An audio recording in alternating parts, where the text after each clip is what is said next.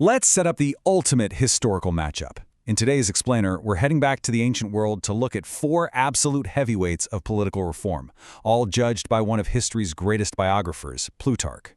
We're talking about the legendary reformers of Sparta, going head-to-head with the iconic reformers of Rome. It's a massive clash of ideologies, tactics, and ultimately, real sacrifices. Okay, let's dive into this. Because, right beneath all this ancient history lies a massive, timeless question. Can radical wealth reform ever actually be peaceful? I mean, when wealth becomes deeply concentrated in a society, is it really possible to redistribute it without everything just completely falling apart? Keep this heavy question in mind, right? Because it's the exact riddle Plutarch is trying to solve by comparing these four guys. Now, to understand how Plutarch analyzes this, we gotta look at his method first. It's a technique called Synkrisis. Think of it like a literary joint comparison. So instead of just looking at one person's life in a vacuum, Plutarch weighs multiple figures against a common standard or a shared project. And in the text we're exploring today, we get the absolutely unique joint comparison in all of his famous lives. He takes four men, stretching across two different centuries and two entirely different cultures, and measures them all against one single shared project, redistributive reform. So, let's meet the contenders. Over in the Spartan corner, we've got two kings, AGIS and CLEOMENES. They're trying to push reform from the top down, basically using the raw power of the throne. And in the Roman corner, we have two tribunes, the famous brothers Tiberius and Gaius Gracchus. Now they're operating from below, utilizing a magistracy that was designed specifically to protect the plebeians, the common people. So it's kings versus tribunes, top down versus bottom up.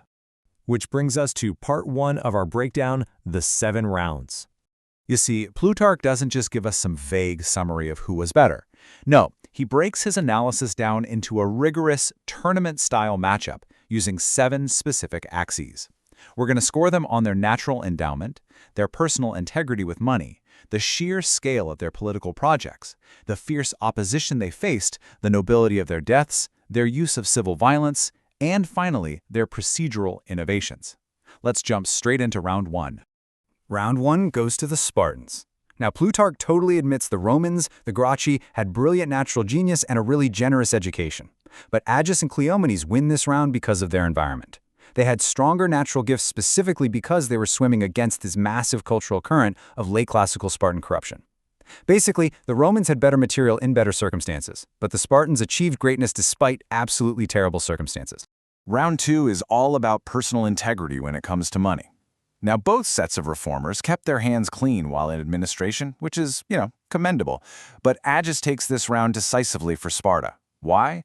Because he didn't just avoid corruption, he literally distributed his own enormous private fortune directly to the public.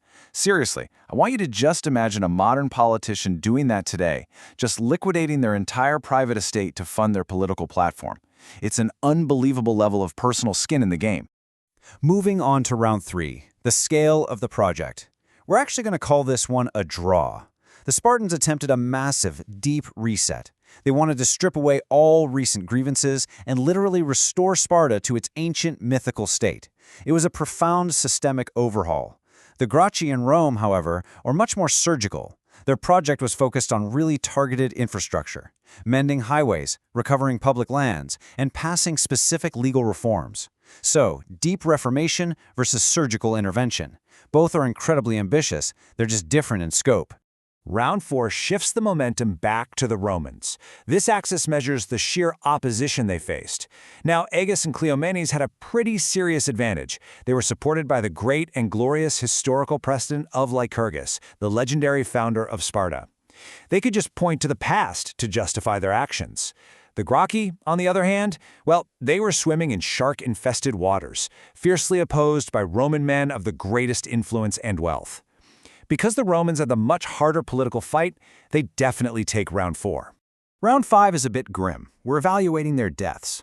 Plutarch teams the Spartan king, AGIS, to be the absolute noblest of the 4 here. He willingly submitted to his fate, rather than, as Plutarch puts it, any citizen should be in danger of his life. It's just a pure, sacrificial martyrdom. The Gracchi brothers, they both died fleeing from their fellow citizens, which Plutarch does defend as an honorable retreat to prevent further bloodshed, but AGIS's willing sacrifice easily wins the round for moral nobility. Round 6 is all about civil violence, and this goes decisively to the Gracchi in Rome. Plutarch is incredibly careful to assign responsibility here. Neither Tiberius nor Gaius Gracchus was the first to shed the blood of their fellow citizens. CLEOMENES, however, violently and unjustly killed the Spartan magistrates known as the ephors to push his reforms through. Plutarch drops a really brilliant warning here. Using the knife in politics is neither good surgery nor wise policy. And we conclude the rounds with procedural innovation. This one is another draw. Both sides essentially stretch the legal forms of their governments to the absolute breaking point to push through their programs. Tiberius deposed a fellow tribune, which was completely unprecedented and really constitutionally troubling in Rome. And CLEOMENES, well, he essentially launched a violent coup. Both sides ultimately decided the existing rules just couldn't contain the reforms they felt were absolutely necessary. Now, what's really interesting here is when we look at the final tally, the fierce, back-and-forth nature of this matchup becomes incredibly clear. Sparta takes natural endowment and personal financial sacrifice. Rome takes the hardest opposition and the moral high ground on avoiding civil violence. And they draw on the scale of their projects and their willingness to break procedural norms. I mean, it is an incredibly tight race. So, let's move to part 2, Plutarch's final verdict. After all this rigorous scoring, you'd probably think he'd just crown a single champion, right? But Plutarch outright refuses a simple black and white answer. Instead, he writes this incredibly nuanced conclusion. He says, "I should affirm Tiberius to have excelled them all in virtue, that young AGIS had been guilty of the fewest misdeeds, and that in action and boldness Gaius came far short of CLEOMENES." Notice how masterfully he crafts that? It's a textured, highly specific ranking rather than just a simple one-dimensional scale. Let's summarize that highly discriminated judgment so it's crystal clear. Tiberius Gracchus takes the title for most virtuous. Agis is crowned the least guilty. CLEOMENES is judged the most effective in action and boldness, and Gaius Gracchus comes in as the least effective of the four. Plutarch ensures that all four men are fully credited with a serious moral project, but he also makes sure to highlight their distinct fatal flaws. Nobody is perfect here, and nobody is entirely dismissed either. Which brings us to our final section, the ultimate political question. So the crucial point is, where does this actually leave us?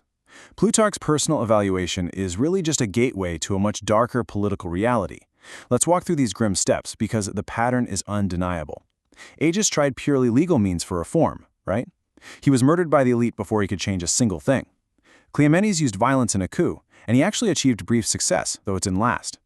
The Gracchi brothers tried legal means and persuasion in Rome, and they were both murdered by their political opponents. In every single case, the moneyed classes used all available instruments, ultimately including murder, to stop wealth redistribution. Which forces us to look at this objectively. Is the purely persuasive reformer doomed? I mean, considering this ancient track record across two completely different, massive empires, we have to ask ourselves, is the cost to political force always too high? Or, on the flip side, is peaceful redistributive reform literally impossible when wealth has been heavily concentrated for a long time? Are words ever enough when real money and power are on the line?